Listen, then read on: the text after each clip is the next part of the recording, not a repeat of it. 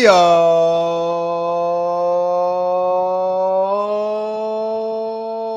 live on the Bullpen Podcast. This is the World Series preview. I'm your host, Chris Krogman at Shy Bears 1985. Welcomed in tonight by the man, the myth, the legend at Kunos 19, Mr. Adam Kunos himself. Mr. Kunos, rocking that White Sox hat. We were just chit-chatting White Sox before we jumped on here. How are you this fine Wednesday evening, sir? Chris, I am doing good, and like you and like all Bears fans, we're probably still on cloud nine after Monday's win over New England. Just very happy with that performance. I've been able to gloat to my in-laws that the Bears actually beat the Patriots. It has been a very long time since I've been able to do that, so I am currently enjoying it. Thrilling victory. Ass whooping, as it were. Multiple touchdowns and field goals and all that fun stuff. So yeah, good times. We are here to talk hardball, though, so let's not get distracted. This is the biggest event of the year, the culmination of 162 grueling games and an extra playoff schedule and a bunch of teams one team that grinded it out from the sixth position? Yep, sixth seed in the Philadelphia Phillies, and the number one seed in the American League, the Houston Astros, who have yet to lose a game. And we'll see if that happens. But in the meantime, we are sponsored by Fanatics. So head on over to Fanatics, get all your 2022 World Series and League Championship gear. They have jerseys, they have hats, they have T-shirts, hoodies, collectibles. If you like bobbleheads, they like those. I like some bobbleheads. I think they got those one things. I can't remember what they're called now. So now I look stupid. Those new little doll things with the rounder. Funko Pops, Funko Pops. Yeah, Pop Funkos. Whatever. I have a couple on my desk. I fell down the rabbit hole, so I'm starting to get a collection at work on my desk. Well, at least we haven't started talking NFTs yet, because that's a whole new other thing. I ain't got that kind of money. Absolutely not. Some kind of monkey is usually the most popular. Monkey NFT. with symbols just clapping. Yeah, or odd monkey or silly monkey or graffiti monkey. Anyway, who knows? We're on to the World Series, as Bill Belichick would say. But,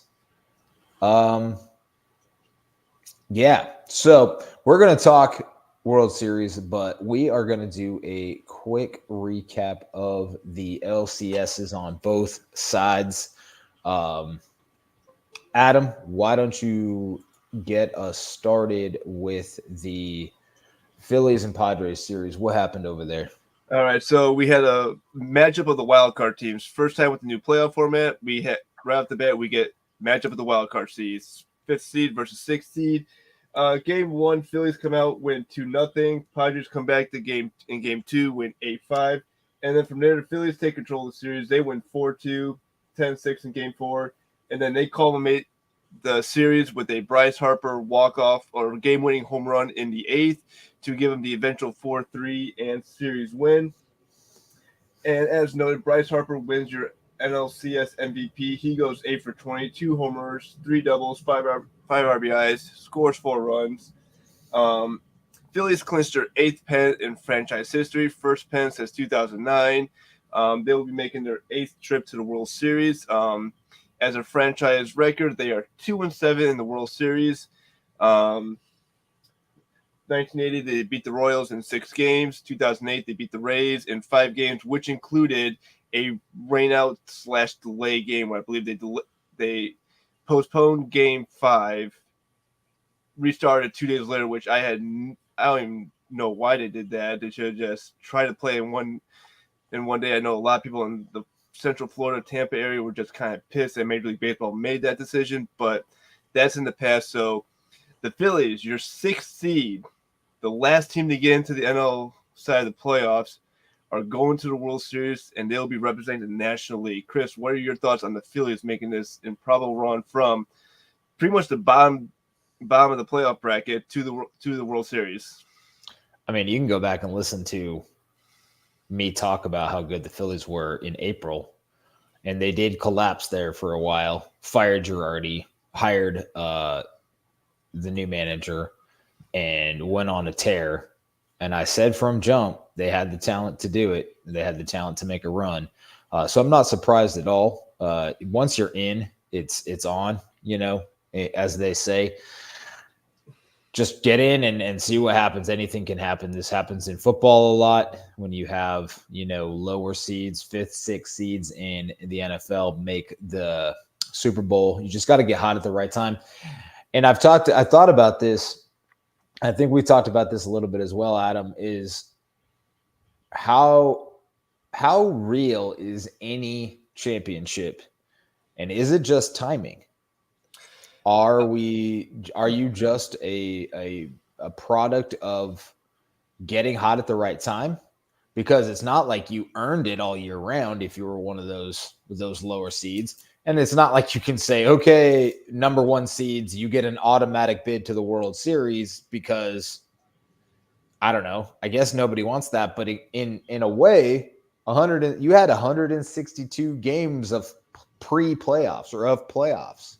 So should it just be the Astros versus the Dodgers or whatever? I don't know. I mean, obviously not. It's not. Playoffs are more fun that way, right? But it's just kind of interesting to think about when you have these bigger schedules such as baseball and basketball and hockey that have played so many games that it comes down to 1 5-game series, especially for teams like the Braves and the Dodgers that took 5 days off and kind of got cold or went cold. Yeah, and you make up a really good point on, is this a true championship? I don't think you would ever have a true champion. Only thing I could say maybe be a true champion if you go wire to wire, start pretty much kick off as the division leader, finish as the division leader, never relinquish first place in your division. And then once you get in the playoffs, then you storm your way through the playoffs. I mean, you sweep the division series, sweep the pennant, maybe lose 1 or 2 games in between onto a World Series. So I think that's a true way of saying dominating from start to finish. Well, on the other side of things, right, in the American League, you have the Astros that kind of have done that. They dominated the AL West, and they didn't start out in the lead of the West. I think the Angels were on top for a little bit. Seattle might have been. Actually, I don't know. Seattle sucked in the beginning of the year. But the Angels, the Rangers might have been up there for a split second. But then once Houston got in control, they never relinquished it. And then obviously once they got in the playoffs, they had their rest. I think they took Seattle's kind of been the team to stick with them the best, only losing by 1 game in each of the 3 games. They still lost, obviously, but 1-run games. And then they go on to beat the Yankees 4-2, 3-2, 5-0, and 6-5 in the ALCS and have been more or less very, very dominant. Jeremy Pena winning the 2022 ALCS MVP. He hit a 3-run homer in Game 4 to tie it. He went 6 for 17 for a 353 average with 2 home runs, 2 doubles. This is their 4th AL pennant, 5th overall pennant. They did win 1 in the National League in 2005. Who was on that squad? I bet you Adam knows everybody, the lineup, the starting pitchers. Well, I know you had obviously you had Roger Clemens, you had Andy Pettit as your 2 main starters. You had Brad Lidge, who was probably at the time one of the top closers in the National League, Major League Baseball. You had Jeff Bagwell, Craig Biggio as your top 2, like your franchise players for Houston, who were pretty much with that franchise, drafted, retired with the franchise. I believe Berkman was with the franchise as well around that time. So you had like the 3 Bs or the killer bees at the time. So, I mean, the Astros had a pretty good had a pretty good lineup around that time, because you forget 2004 is when they kind of started this little like 2-year dominance. They won the NL wild card, took the Cardinals to Game 7 in the NLCS in 04, failed to get to the World Series, started 15-30 in 2005, stormed back to win the wild card, I believe, on the last day of the season. Dominated the Braves, winning 3-1, which included a 16-inning Game 4 winner in Houston, beat the Cardinals in 6, and then obviously, I enjoy saying this, got swept by the White Sox in the World Series. So, I mean, not to say that they had a bad team, but they had a pretty good team. But unfortunately, after that, you kind of saw the Astros just kind of fall off the map. They failed to make the playoffs the rest of the time in the National League.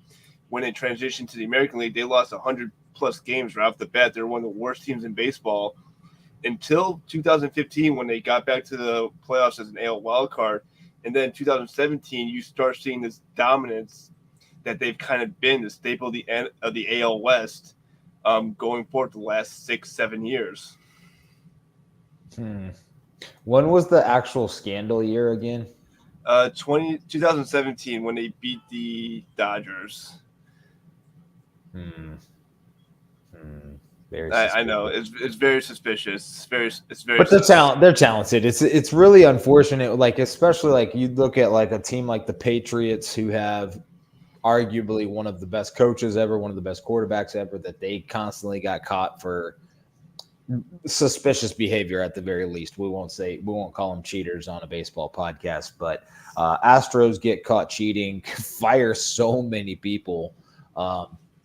The backlash or the ripple effect from all of those is people still don't have jobs. Carlos Beltran still doesn't have a job. I think there's some executives in baseball or from that Astros team that still are out of work, and I think have been rumored to have potentially coming back at some point. But they're a very talented team. Obviously, they have lots of guys that have played. Altuve's been a staple in that lineup forever. Bregman, they've had Verlander for a minute, and then you have pitchers coming in like Framber Valdez and Christian Javier that have been absolutely fantastic this year. And then AL MVP candidate at one time, Yordan Alvarez. It's a great team, top to bottom. So it's a very Rocky Apollo Creed type matchup. Glad to have the Phillies representing that Rocky side, because that's pretty. I think that's a pretty good analogy there, especially with the Philadelphia ties. So as you mentioned, Adam, the Astros won over the Dodgers in 2017, won the World Series. The last time the Phillies and Astros met in the playoffs was 1980 in the league championship series. The Phillies won that series 3-2. Manny Trio was your NLCS MVP. Very fascinating. These two do have a history, obviously going back, to the 80s, which is fucking forever ago, 40 years. Being as I'm older than that, so I can do a little bit of math there, which is fun. Astros, Phillies, Friday. I imagine it's Zach Wheeler and Verlander, I imagine, but we'll break down some of the pitching matchups a little bit later. Adam, but we have some other outside baseball news before we dig deeper into the World Series. What say you, good sir, about the other news? So some news that kind of broke over the last couple of days is we had some manager vacancies have been filled in the baseball world. We're going to start with the Rangers. The Rangers have hired Bruce Bochy as their next manager for the team. Obviously, Bruce Bochy is well known for his time with San Francisco, winning 3 World Series titles, 2010, 2012, 2014. Also managed with the Padres back in the late 90s, took the team to the 98 World Series before they got, I believe, swept by the Yankees. So he has had some manager experience with both the Padres and the Giants, overall record with the Padres, 951, 972. During that time, he won 4 NL West titles, obviously, again, the 98 pennant. Um, as the Giants manager, he won 1,052 games, lost 1,054, so right under the 500 mark as the Giants manager. Obviously, 3 World Series titles is the big staple for his time in San Francisco. Um, won the NL Manager of the Year in '96. He goes to a very young, I would say almost a good prospect-driven Rangers team down in Arlington, where I think he's going to have a very young crew to work with. He's got a couple good veteran players in Bellinger and Trevor Simeon in the infield. He's got some good young pitching he's going to work with. So I think this is a good hire for the Rangers. They bring in someone experienced. I know he was sought out by the White Sox, by the Royals, by the Marlins. So Bochy was one of your top managers that a lot of teams were actually going after to fill their vacancies. But the Rangers ink him. He will be in a Rangers uniform at the start of next season. I like it. Chris, what say you? Great hire. Bruce Bochy has been,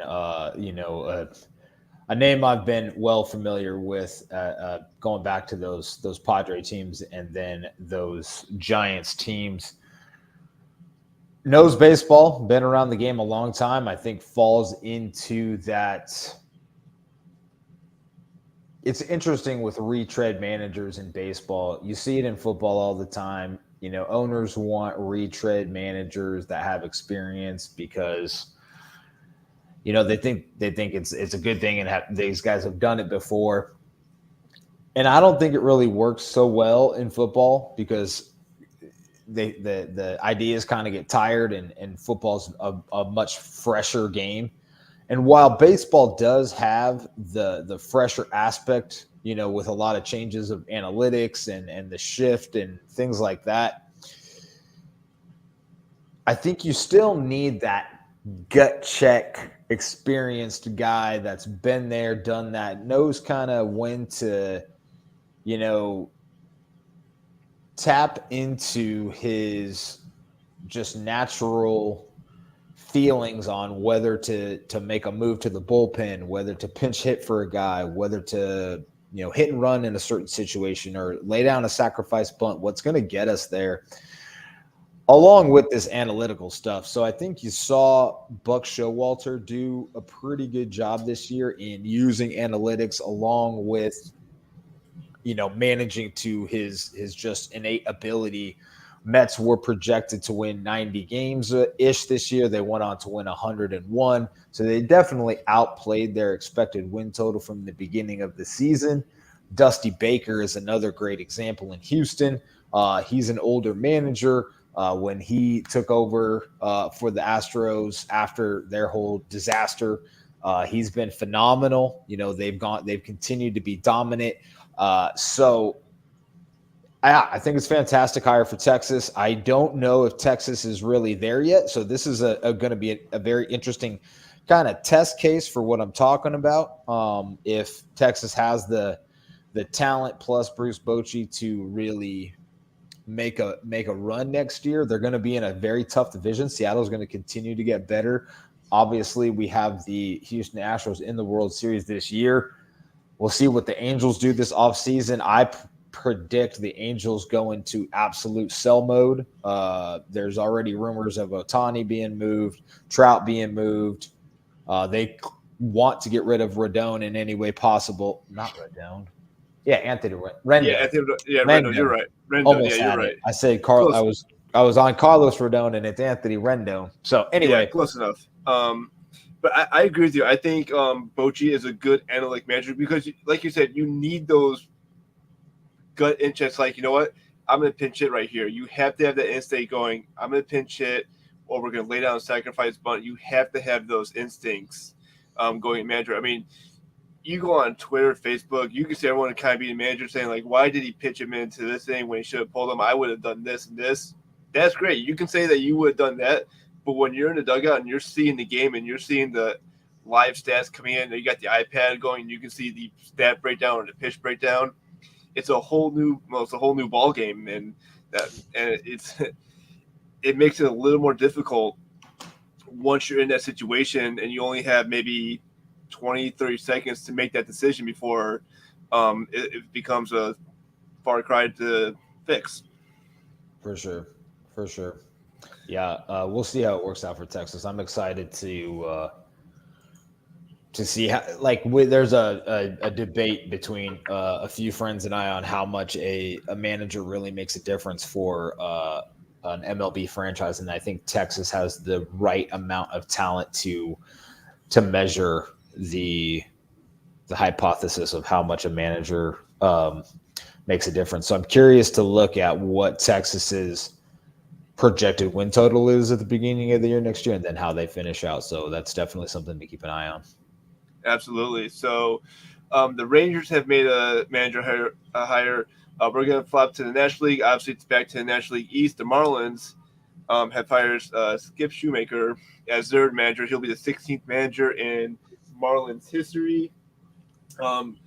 As a player, he won the 2006 World Series with the Cardinals. He was a bench coach with the Padres from 2018 to 2021. Then with the Cardinals this past season. So he will be the next manager of the Marlins, his first managerial job. So this will be his first time taking the reins as manager for an MLB team. From what I've read articles and just kind of going through, the Marlins are very excited for this because he seems like a good player coach. I think, again, like Bochy, he's going into a very young franchise with the Marlins. Obviously, they had a lot of shakeup over the last couple of years, dumping players when they were dumping salary, just kind of like trying to figure out who they were. 2020, they get into the playoffs in that crazy COVID year. 2021, they kind of fell backwards. Went 69-93 this year, but actually did play, I think, better than what the record shows for on paper. So, again, I'm not hitting this higher at all by the Marlins. Yeah, it's interesting. I was trying to look at who. So he was a bench coach under Marmol, obviously, last year, but who was he a bench coach under with the Padres? Would that have been, that would have been not whoever's there now. Not Bob Melvin. Bob Melvin, almost Bud Black. Jeez. Hold on. I think the NL West just recycles managers amongst themselves. I swear to God, like they all just coach in that same division. I had his baseball reference page pulled up, but that's not helping me. Jace Tingler was the manager in 2021 for the Padres. Yeah, that ain't gonna help this dude. No, I mean, it's so here's the other thing that kind of stuck out to me. The Marlins have been around for like 30 years, right? 93 was their inception. Next year, I believe, next year will be their 30th anniversary as a franchise. 16 managers. That's one every other season. Well, don't forget they have 2 World Series championships and 2 fire sales, so they've done pretty good. They're 2 for 2. I know, like what is in the water in Miami? But still, like I have no idea. You win 2 World Series.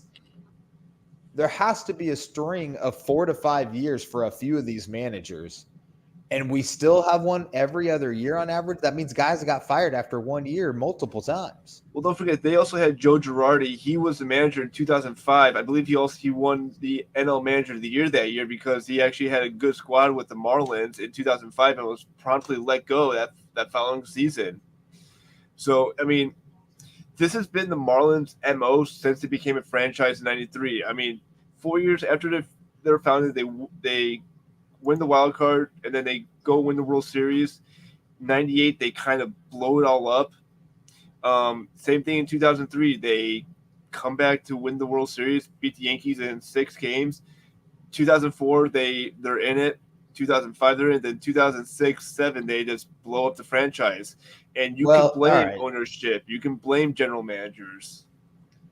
So here's the problem. It's 16 managers, but 2 of these dudes only managed 1 game.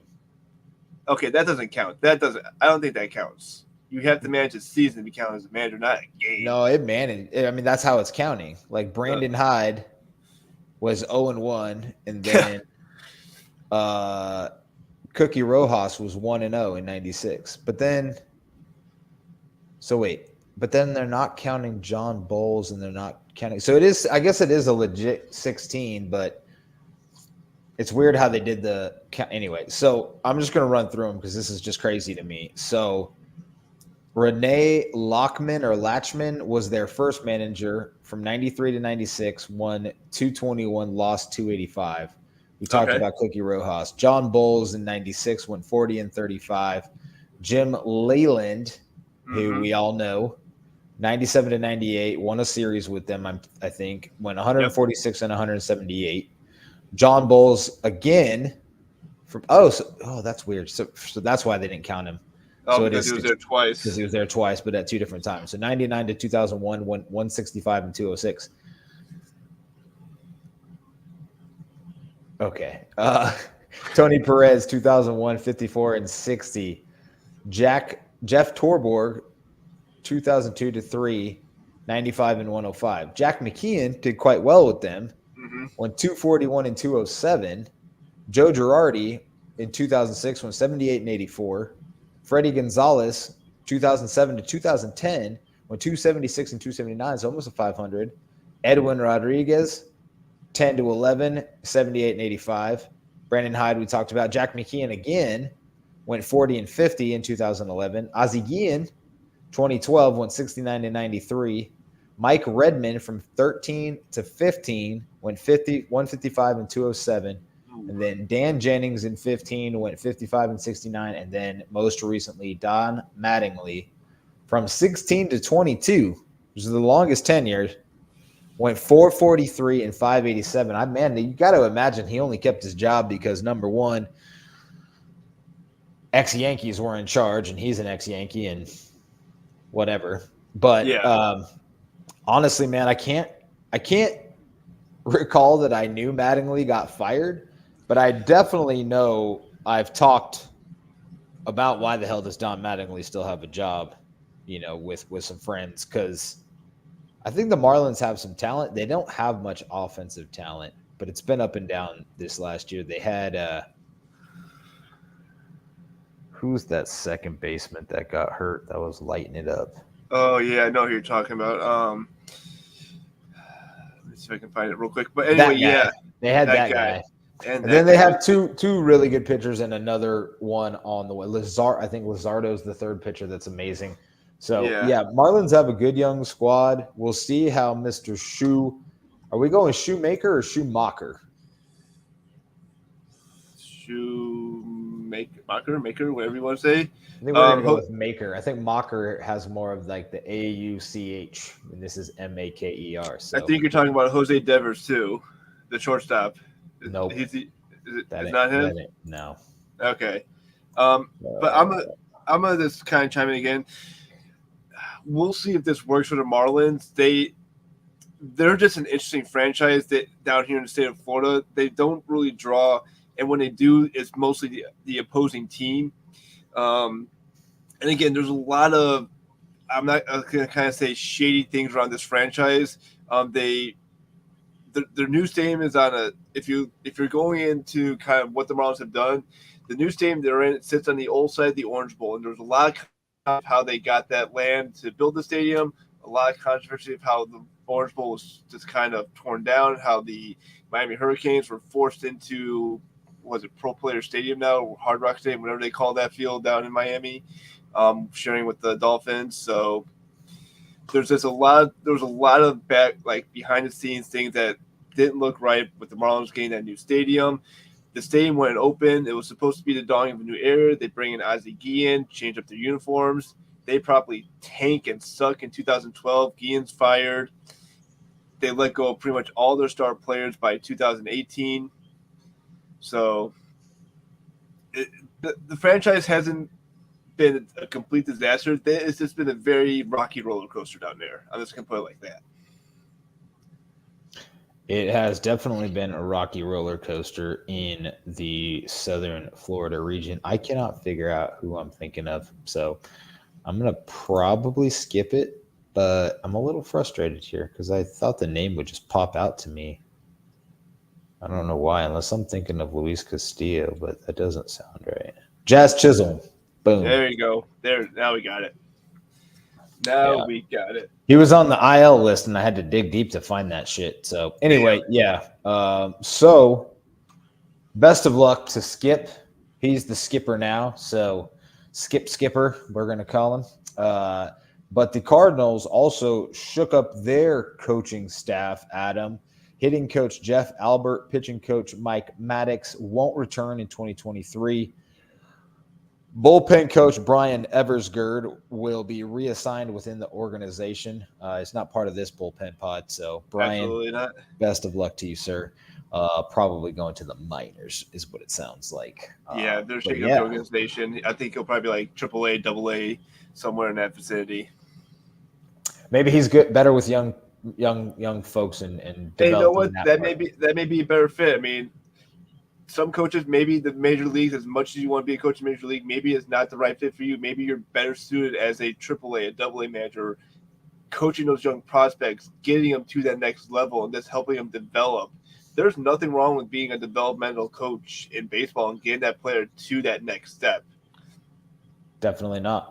Definitely not. We love development here on the Bullpen Podcast. We try to develop ourselves. There you go. You know. So some rumors about who's going to be coming up as the next hitting coach. Matt Holliday has been rumored to be coming up. They've also rumored Albert Pujols coming back for the franchise to be the hitting coach. So they've also had Molina coming in and working with the organization at some point.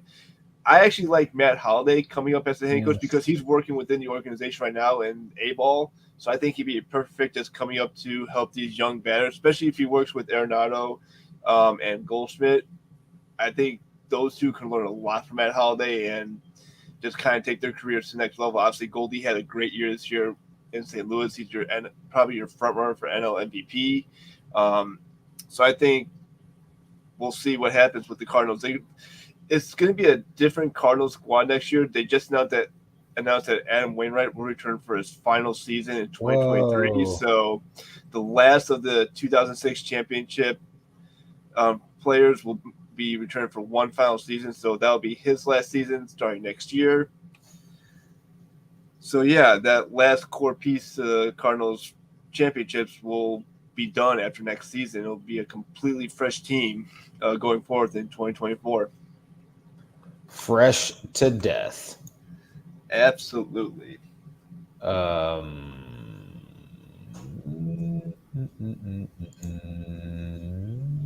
Let's see here. Okay, so I'm just looking for something. Oh, what? They only got game one. All right, anyway.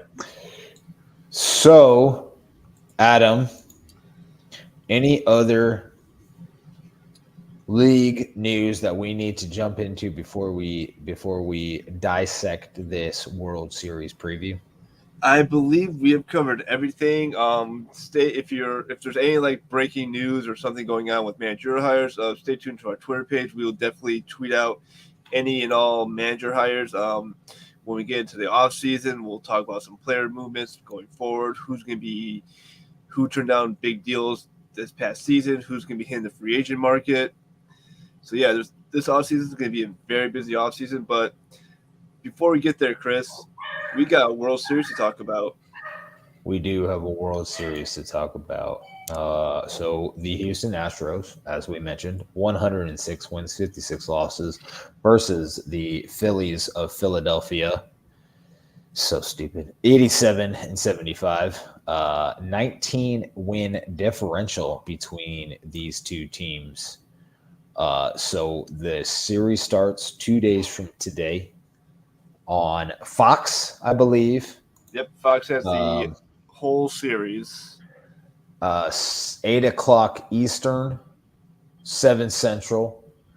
That's 6 Mountain and 5 p.m. Pacific. So get home quick from work if you are working on Friday. If not, hang out, grab a cold one, and watch Zach Wheeler probably versus Justin Verlander, if it were my guess. Or did they actually announce Aaron Nola? They've actually announced Aaron Nola as the official Game 1 starter for Philadelphia. Zach Wheeler will take the ball in Game 2. So the Phillies have announced Game 1 and Game 2, and the Astros haven't announced anything. Those are the only pitchers that we know about right now for the first 2 games. So I assume as we get closer to Game 1, hopefully the Astros will announce their starters, and Philadelphia will fill in 3 and 4 and 5, 6, 7 if necessary. So if the Astros follow their ALCS rotation, it would be Verlander, followed by Framber Valdez, and then Christian Javier, and then Lance McCullers. So that's a pretty good rotation. And obviously, top of the Phillies rotation with Nola and Wheeler is also very good. Ranger Suarez would be my vote or guesstimate on who gets the ball in Game 3 for Philadelphia. Hopefully they are smart enough to just cycle those 3 and not try to pitch some rando. Man, they're probably going to throw out Syndergaard in Game 4 or some stupid shit like that. I'm pretty sure that's what their plan is. I wouldn't put that past them. Well, I mean, he's the only one. He's their only pitcher with World Series experience. But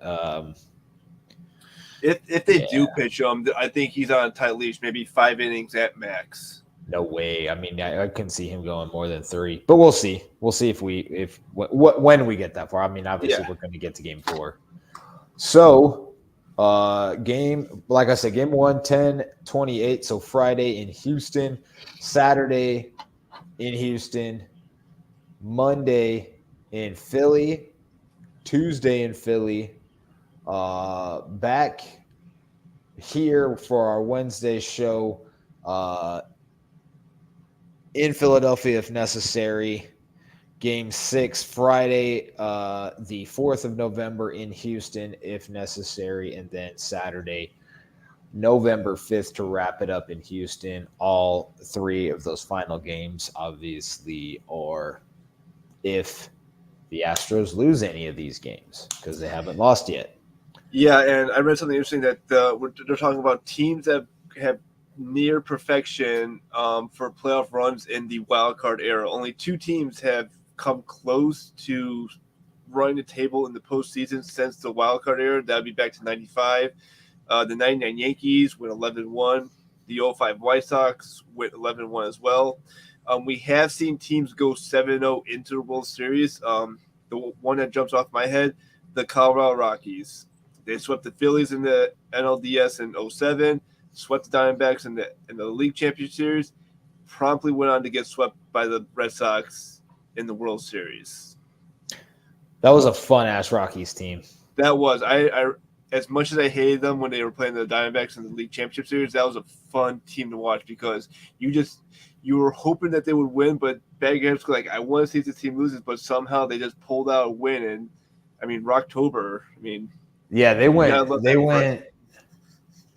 They won something ridiculous like 25 of their last 30 games just to get into where they were. And then we're just, again, back to hot team at the right time. Doesn't necessarily mean the most talented team or quote unquote the best team. It just means that everybody's clicking at the right time. You get hot for a month or cold for a month, and it can make or break an entire season, an entire franchise. And if you're the Marlins, apparently a job, in your coaching staff or not, you could win one and still get fired. So it doesn't matter. So Adam, we have a few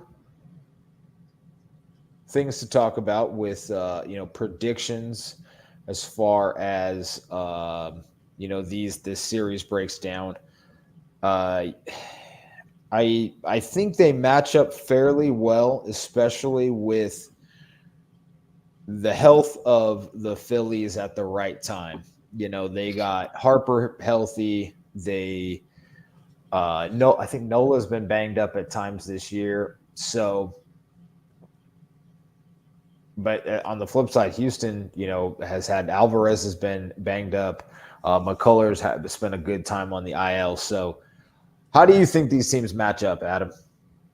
Well, obviously on paper they match up pretty evenly. I think I'm going through MLB's article on position by position breakdown, and the only advantage that seems to be far fetched is the Astros in the outfield. I think the Astros have a better outfield overall. You got Kyle Schwarber, you got Nick Castellanos in outfield. Schwarber, not the greatest outfielder, but he's a pretty good average outfielder. I like him more as a DH. Um, Obviously, with Harper getting injured this year, they kind of had to flip flop those two. They had to move Schwarber into the outfield and bring Harper into DH just so he could finish out the season. And again, that DH rule comes into play. So a lot of people who didn't like the DH, maybe you're a Philly fan, maybe you're like, okay, now the DH is kind of working to my advantage because we got Harper into the playoffs and he gave us a NL pennant in Game 5. So yeah, he went nuts. Yeah, I mean. For as much as you want to hate Bryce Harper, you just can't get over how incredibly good he was in the League Championship Series and how clutch he came in for the Phillies in the right time.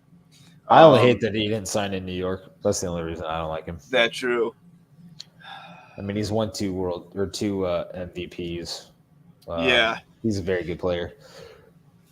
The only thing I say that the Astros have an advantage on is pitching. I think the Astros have a little better pitching. Obviously, you got Justin Verlander, well-known ace, Hall of Famer. He's going to be a first ballot, maybe year 1 or year 2 Hall of Famer.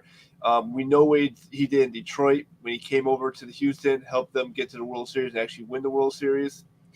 Ryan Presley, I think, is a shutdown closer for Houston, so I think he's going to be good going forward. So it's really hard to tell on paper which of these two teams I would lean towards. So if I had to pick my 2022 World Series winner, as much as I hate this team, I have to go with the Astros. I have to pick the Houston Astros, but I'm going Astros in 7. I think the Phillies will push Houston to 7 games, but somehow I think Houston finds a way to win in 7. So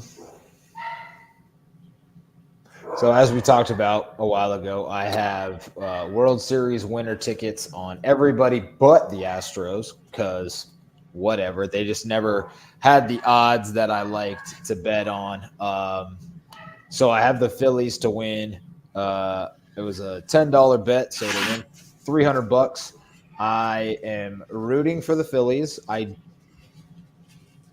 think they can do it.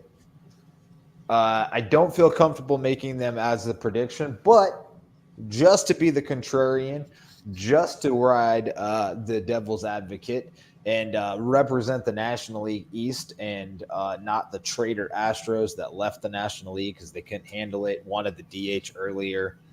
So they left because they're a bunch of pansies and they hit trash cans and they cheat. I'm going to predict the Phillies win. Bryce Harper gets another MVP award as the World Series MVP.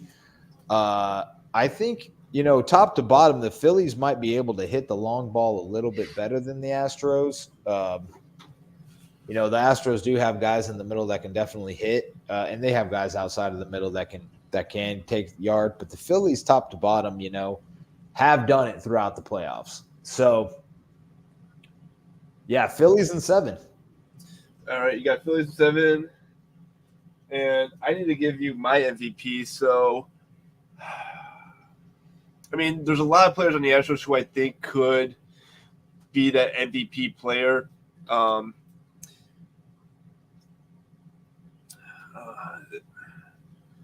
I'm going to go Yordan Alvarez, World Series MVP. I think that's a good, safe bet. I mean, he's obviously a very talented hitter. He can definitely connect on the long ball when needed. So give me Yordan Alvarez as your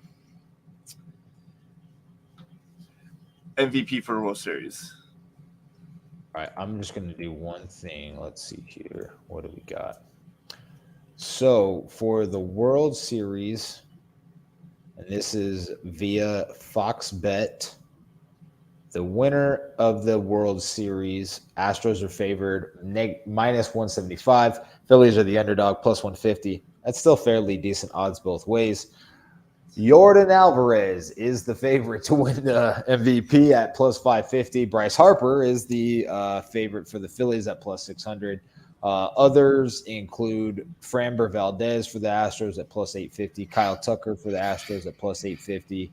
Verlander 850, Bregman 900, Altuve 900. They really have a lot of Astros. The next Philly to even get close is Schwarber at 900, and then Nola at 1,000, Wheeler at 1,100, Real Muto 1,100, Reese Hopkins 1,100.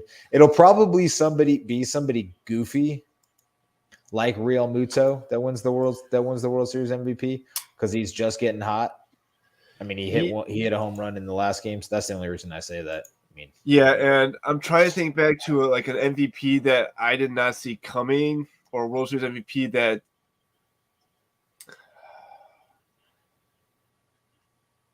And everyone's gonna laugh at me. I'm gonna go back to 2005. Jermaine Dye. I mean, he wasn't necessarily like killing it the entire series. You can argue that maybe Joe Creedy had a better series overall for the White Sox. He had a couple home runs, some clutch hits for the White Sox, but obviously Dye has the game-winning single in the 8th inning, drives in Willie Harris, so obviously they give him the MVP.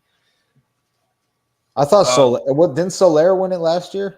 Soler did win the MVP last year. I thought he was kind of he was good for them throughout the year, but it's not like, he wasn't like a staple. It wasn't Freddie Freeman, right? It wasn't. And a lot of people thought Freddie Freeman was your shoo-in for World Series MVP because of just being with the team the longest and obviously kind of getting them there. But I mean, he had a good series overall last year, but just not MVP caliber series. Yeah, Soler started the series with a bang, so he pretty much had to and he finished it with the bang too. He kind of started and finished it with the bang. So I think this is going to be a good World Series. I mean, this is a matchup that I don't think either of us saw at the start of the season when we were going through who we thought would come out of both leagues. I think if memory serves me good, and again, my memory is absolutely horrible. That's not true. That's not true, sir. I think I had the White Sox coming out of the AL at the beginning of the season.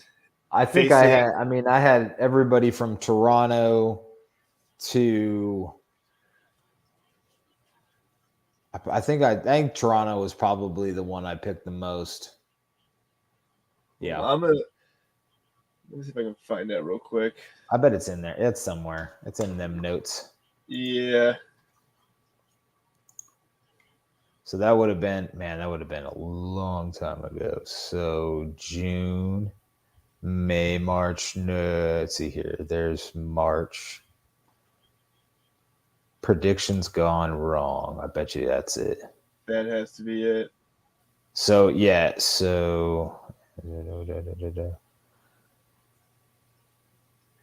Ooh, so this is interesting. So I had the Blue Jays win in the East, the White Sox win in the Central, the Mariners win in the West, with the Astros, Rays, and Red Sox in the wild card. I had the Mets win in the East. I had the Brewers win in the Central, and the Dodgers win in the West, with the Padres, Cards, and Phillies as the wild cards. Only one miss there because I didn't have the Braves. I have Milwaukee winning the Central instead of the Cards, so kind of two misses. You had the AL East Blue Jays, AL Central White Sox, AL West Astros, so you got that. Wild card was Rays, Mariners, Red Sox, so we both missed on the Red Sox and keeping the Yankees out. You had the Mets, Brewers, Dodgers, Phillies, Braves, Padres, so you got the playoffs right minus the Cardinals. Okay. Did we – and we didn't fucking predict a World Series? What the hell's wrong with us? No, wait. Nope. I don't see one there. God damn it. I bet you it's in the show. I bet you we said it. We just didn't actually write it down like a bunch of idiots. But that's okay. That's okay. I mean, out of those, we still had the Phillies and Astros in the playoffs. So, I mean, I think we did okay. I mean, in having the playoff teams that we had, White Sox obviously being the biggest letdown for both of us. I would say Milwaukee on the other side of the Central, kind of being that letdown team in the National League. Yeah, they were close though. I mean, they were. Go ahead. I will give one. They were close getting that wild card. I mean, they were maybe a win or two away from getting that final wild card seed. And again, if you want to play the what if game, what if Milwaukee gets into the playoffs? Do they make a run like Philadelphia is making, or do the Dodgers still falter? There's a lot of what ifs that we can talk about. Yeah, we missed the Red Sox. Yeah, that was good Lord. Yeah, we missed that one bad. I guess we just didn't see Aaron Judge coming because Aaron and the Yankees pitching was dominant at the beginning of the year. Yeah, Yankees definitely had some dominant pitching. We both liked Seattle, but we were kind of nervous when they got off to that slow start, and then they just started heating up kind of May, June, and actually were able to finish. Toronto up and down. The Rays were up and down this year. Yeah, a lot of predictions that we did get correct, but a lot that we were completely wrong. I mean, who saw the Guardians winning 90+ games this year? That was nothing I would see coming back in April. Guardians fans didn't have that coming. And that was another team that was hot going into the playoffs and made a run. You know, when like Tampa was super cold going into the playoffs and yeah.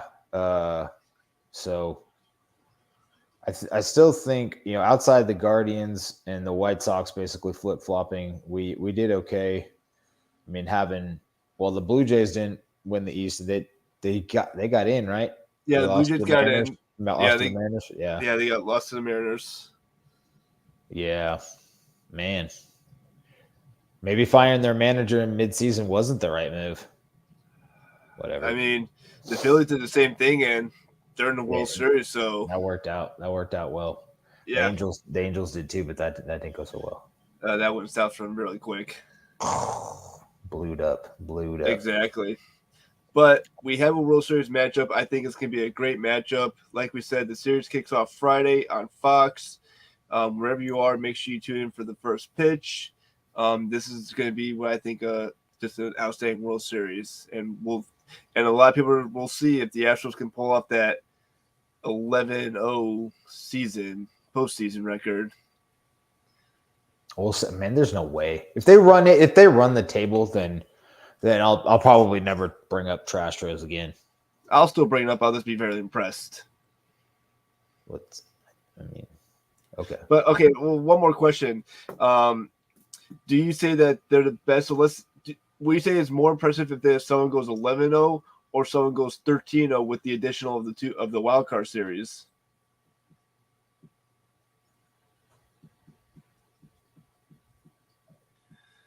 We're not gonna. I mean, if they do it, I don't want to see these fucking this playoff schedule again. I hate this thing. I don't like it.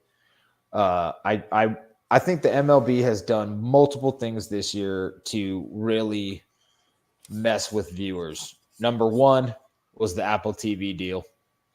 Number two was this stupid playoff format. And number three was the scheduling of playoff games in the middle of the day on a Tuesday in a national championship game, no less. Not only was it like a freaking playoff game, it was a league championship series game. So yeah, bring back Bud Selig or something. I don't know. Bring back Pete Rozelle. No, not Pete Rozelle. Who was the GM when we were? I met one of the GMs once at a spring training game in Arizona. I don't know, but I mean, a lot of people say that I agree with you. The Apple TV deal was pretty much garbage. I was not a fan of the Peacock Sunday morning game because I could never find the game on Peacock, even with a subscription or pay subscription. I could never find the game. The double header schedules I was kind of okay with. I know they had to fit those game ins, but to end the season, I mean, you had some teams playing a 6-game, 7-game series just to end the season. That was just absolutely ridiculous, in my opinion. Faye Vincent's the one I met. Anyway, Vincent. yeah, I agree. And I said GM, I meant commissioner. Anyway, yeah, those early morning games, the putting them on random subscriber-based programs, this a la carte TV thing is pretty much great, except now it seems like they're buying ways to force us to get packages or every a la carte service again. And it's really frustrating. It's really frustrating. Like, people didn't like the exclusivity of the NFL Direct TV deal. You know, people hate that they can't just a la carte their team. They don't care if they're paying for every out of market game. They don't want to see that. That's for the tape grinders and those guys that want to pay $300-$400 a month to see that stuff. Let me buy just the Bears package for $100 a year or whatever. And a lot of people are saying, like, well, MLB TV, you're paying like $100+ to get, but if you're with T-Mobile, you get the subscription for free. That's the only reason I have MLB TV, is because my brother-in-law had a friend who didn't want that free subscription, said, hey, do you want this? I said, absolutely. I like what the NHL did. NHL has ESPN Plus, and they got most of their games on Hulu. NHL TV kind of folded. It's now on Hulu. You can do NHL games on Hulu, ESPN Plus. So if you have like that Disney bundle where you get ESPN Plus and Hulu, you can watch hockey on both those. Do you get that shit for free? Do you get that shit for free because you're an employee? So we get it through our phone subscription with Verizon, but you could get a free subscription through Disney. But when they came that, it was like this or this. It's like, no, I'm already paying for it. Absolutely not. I'm just going to keep my paying because it's so what, they give you like 50 cents an hour or the Disney bundle? That was their offer? I won't get into too much details. Your negotiations were like, look, I just need to pay my bills, okay? Exactly. I'll decipher how I spend my money. And if it's putting it back into the company with the Disney bundle. Yeah, I love Disney, but I don't know how much I love the conglomerate of owning ESPN and ABC. And yeah, it's getting a little much, like Marvel, Star Wars.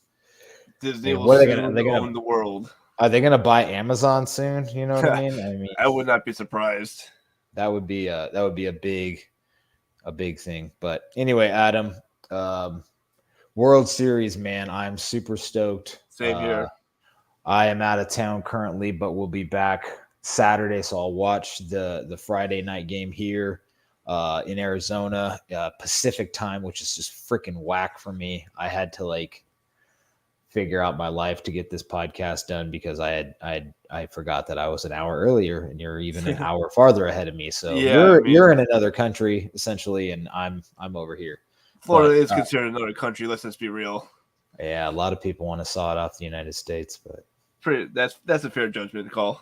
I don't care. I like Florida. Orlando was tight, dude. I loved Disney World, and I had a great time at the resort I stayed at. So I have no issues down there. I had a lot of friends in Florida. So my boss lives in Florida. I got some customers in Florida. I'm not sawing off Florida. There you go. Anyway, it's been a great show tonight.